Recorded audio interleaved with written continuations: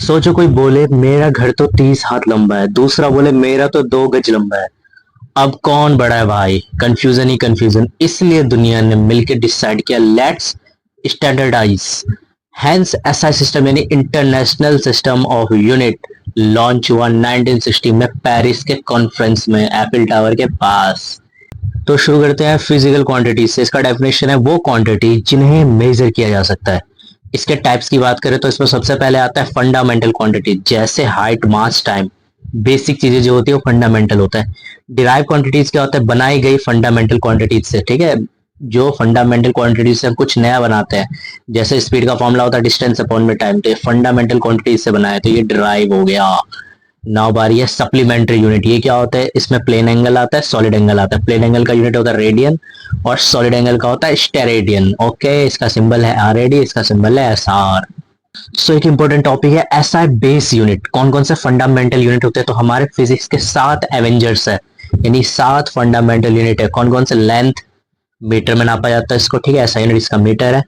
मास kilogram के लिए, time second, temperature kelvin, electric current ampere, luminous intensity candela और amount of substance मोल। अब याद करने का ट्रिक क्या है इसका? Mike Kindson takes a lovely mango. Metre, kilogram, second, temperature, ठीक है, और एम्पियर, ल्यूमिनस, मोल, ये सब क्या है? हमारा याद करने का ट्रिक हो गया आपका। समझ में आया? बारी है डायमेंशंस की। फिजिक्स का एक्सरे कहते हैं क्योंकि इसको हम बिल्कुल इंटरनली डायमेंशन निकाल के इसको जानते हैं। डायमेंशन कौन कौन से? जब एक फिजिकल क्वांटिटी को लिखते हैं तो उसके मास यानी कैपिटल एम, लेंथ को कैपिटल एल से, टाइम को कैपिटल टी के टर्म्स में लिखते हैं, तो उसको बोलते हैं डायमेंशनल फॉर्मूला। फॉर्मेट क्या है इसका? M L T.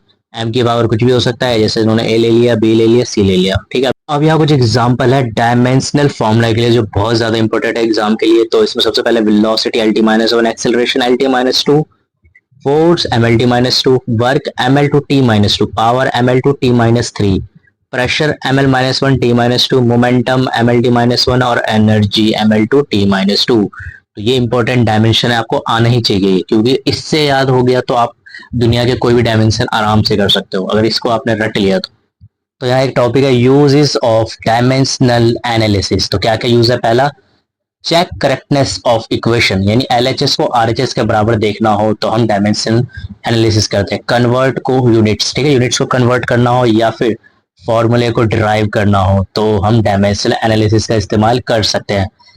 तो यहाँ कुछ लिमिटेशन है डायमेंशनल एनालिसिस का।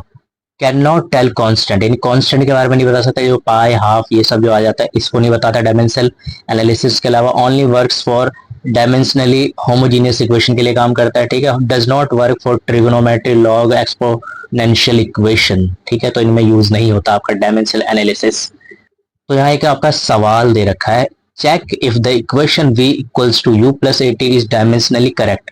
तो चलो चेक करते हैं, एलएचएस को आरएचएस के बराबर करते हैं। तो एलएचएस में क्या है हमारा? v, और v यानी वेलोसिटी होता है, एल टी माइनस वन हो जाएगा। अब आरएचएस क्या हमारा? u plus a T. अब सबका डायमेंशन लगा दो, u होता है initial velocity, L T minus one हो जाएगा इसका। एक्सेलरेशन का होता है एल टी माइनस टू और टाइम का होता है टी। अब इन सबको लगाओगे तब भी क्या आ रहा है? एल टी माइनस वन ही आ रहा है, क्योंकि टी से टी कैंसिल हो गया, तो बचा क्या? एल टी माइनस वन, यानी आर एच एस हमारा एल एच एस के बराबर है। Yes, equation is dimensionally correct. तो ये ऐसे सवाल आते हैं आपके, ठीक है, होमोजेनिटी पता लगाने के लिए किसी भी डायमेंशन का। नाउ टॉपिक है सिग्निफिकेंट फिगर्स। कितना बताना है, कितना छुपाना है, इसका रूल देखो क्या है। नॉन जीरो डिजिट जो होता है हमेशा सिग्निफिकेंट होंगे। जीरोस बिटवीन, यानी किसी के बीच में अगर जीरो आ रहा है तो भी सिग्निफिकेंट है। लीडिंग जीरोस कभी भी सिग्निफिकेंट नहीं होता, नॉट सिग्निफिकेंट है। Trailing zeros after decimal, decimal के बाद जो अगर जीरो आ रहा है तो हमेशा सिग्निफिकेंट होगा। Rounding based on 5 and next digit odd even rule, ठीक है, राउंडिंग करना हो, जब भी राउंड ऑफ करना हो तो 5 नंबर पे हमेशा डिपेंड होता है। अब कैसे डिपेंड होता है वो अगले टॉपिक में पढ़ेंगे। अब देखो किसी सम को करना हो तो सिग्निफिकेंट फिगर का कितना बड़ा रोल है। फॉलो रूल्स फॉर एडिशन या सब्ट्रैक्शन हो तो लीस्ट डेसिमल प्लेस को देखना है।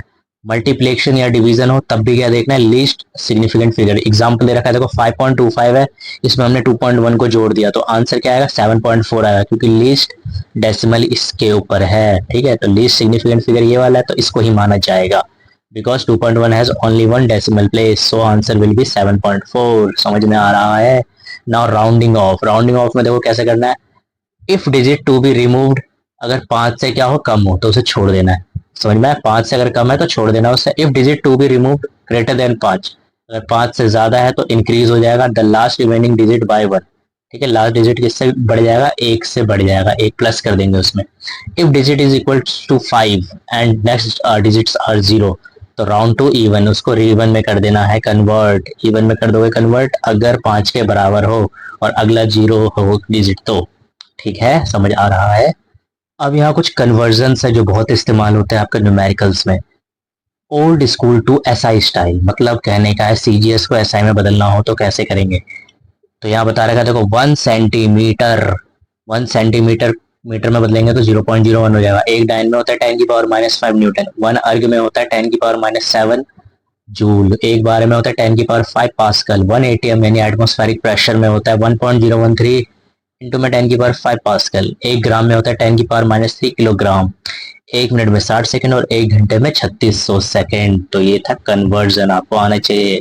नौ यहाँ बोनस कुछ बातें दे रखा है आपके लिए। SI prefix mini to mega, prefix कैसे होगा, अगर नैनो है तो 10⁻⁹, माइक्रो है तो 10⁻�6, मिली है तो 10⁻3, सेंटी है तो 10⁻², किलो है तो 10⁻3, मेगा है तो 10⁻6 और जीगा है तो 10⁻9।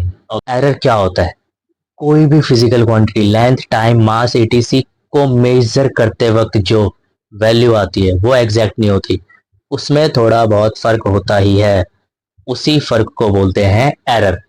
यानी एरर का फॉर्मूला होता है measured value minus true value.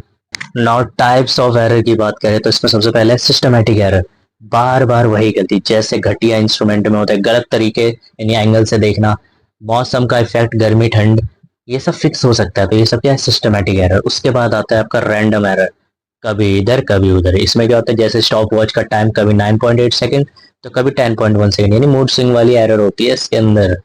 बार क्या होता है एक्यूरेसी, एक्यूरेसी का मतलब होता है, एक्यूरेसी का मतलब होता है जो रिजल्ट मिला एक्चुअली या फिर सही वैल्यू के कितने पास है उसे कहते हैं एक्यूरेसी। इजी एग्जांपल दे रहे हैं, अगर सच में वेट है 100 किलो और तेरा वेइंग मशीन दिखाता है 99.9 केजी, ये हाईली एक्यूरेट हो जाएगा। 97 केजी दिखा रहे तो लो एक्यूरेसी है उसका।